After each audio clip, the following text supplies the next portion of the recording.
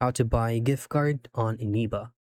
Now in this quick video, I'll show you how you can purchase or buy any types of gift card on Eneba.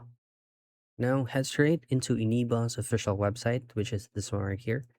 Now you're going to be seeing a lot of results here like games, game e-cards, e-gift cards, e-money, and so on and so forth. Now at the top, just simply choose on Eneba gift cards and you will have a lot of results here. Now, if you would like to filter out the results, you can actually use this filter field right here.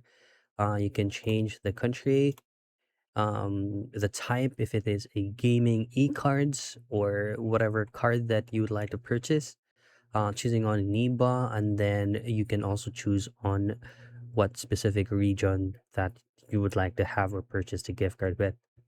And then just simply choose on the item or the card that you would like to use. Add this into your cart and then choose on view cart for you to complete the purchase.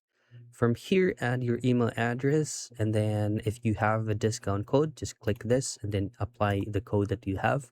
And this is going to be the official price of the gift card that you will be purchasing. And then the unique codes or the activation codes of the card that you purchase will be sent out onto the email address that you will input here. And that's it. That's how you purchase a gift card on Eneba.